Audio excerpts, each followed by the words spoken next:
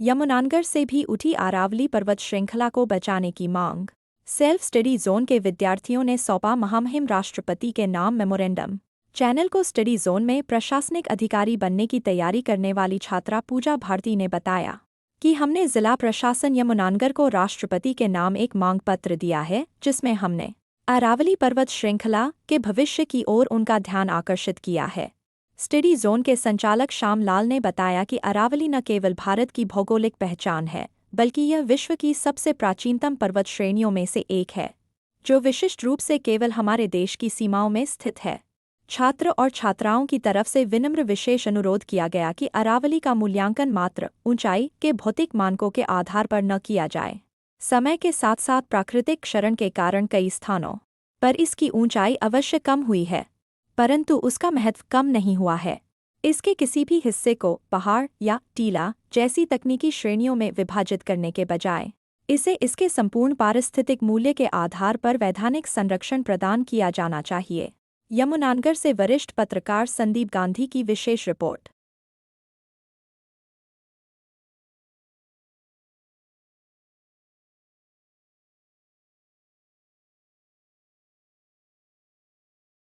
एक रिप्रेजेंटेशन राष्ट्रपति महोदय के नाम दिया है। डीसी मैडम वहाँ पर नहीं मिली थी, तो डीडीपीओ ने रिप्रेजेंटेशन लिया और यहाँ के बच्चों का आश्वासन दिया कि हम आपका बात जो है वो राष्ट्रपति महोदय तक भिजवाएंगे।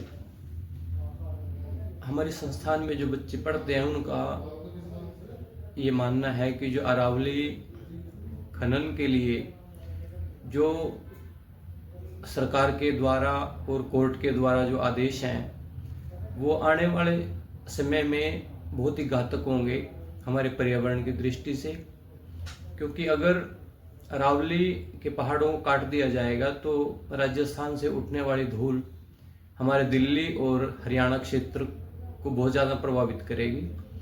और मैं यूपीएससी की तैयारी कर रही हूँ। तो आप आज माननीय डीसी साहब के पास मिलने गए, किस पर्पस को लेके मिलने गए और क्या डीसी साहब आपको मिले? डीसी मैम तो नहीं मिली और हमारा पर्पस था अरावली के संरक्षण को लेकर। तो डीडीपीओ साहब ने हमारा रिप्रेजेंटेशन एक्सेप्ट किया। तो कितने लोग आप डीसी साहब से मिलने गए? सर हम 20-25 लोग इसी लाइब्रेरी से गए थे। तो जो जिन अफसरान से आप मिले तो उन्होंने आपको क्या आश्वासन दिया? सर उन्होंने हमें आश्वासन दिया कि वो हमारा रिप्रेजेंटेशन या हमारी मांग को राष्ट्रपति महोदय तक पहुंचाएंगे।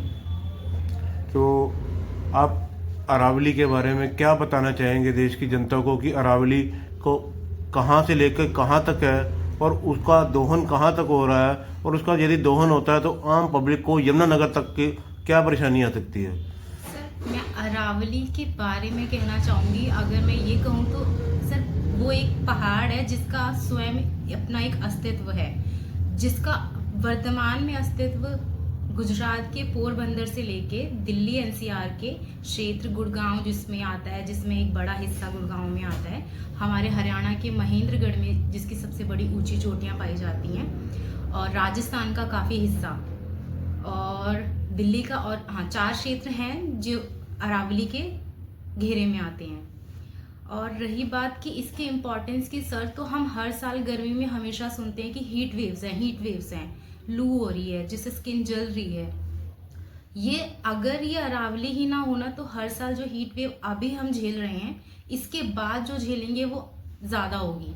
और जो हम धूल देखते हैं, आंधी देखते हैं, अभी कम है, लेकिन अरावली के हटते ही या फिर कह लो कि मतलब अगर वो नहीं होता, अरावली हम अज्यूम करें कि वो नहीं होता, तो जो PM10 के बारे में जानते हैं, PM25 जो रेत के कण होते हैं उनकी व्यास को हम PM10 और PM25 के अंदर मेजर करते हैं, वो हमारी आंखों तक पहुंचेगा, हमारी श्वास की नली तक जाएगा, जो हमें हानि हमें पहुंचा सकता है। तो यदि देखा जाए तो मैं जहाँ तक समझ पा रहा हूँ कि हम ये कहना चाह रहे हैं कि स्वास्थ्य की दृष्टि से हमारे लिए हार्मफुल है कि यदि अरावली हटती है, चाहे को मौसम कोई भी हो, सर्दी हो या गर्मी हो, तो देश का काफ़ी बड़ा हिस्सा जो सा है इससे इफेक्टिव होगा। जी सर। तो आप तो ये कहना चाह रहे हैं, लेकिन जो हमारे देश की मौजूदा राजनीति है वो किसी और ही लेवल पर जा रही है। वो ये कह रही है कि 100 मीटर की ऊंचाई के दायरे में यदि वो पहाड़ी नहीं आती है तो वो पहाड़ी नहीं कहलाएगी। तो आपका इस संदर्भ में क्या कहना है?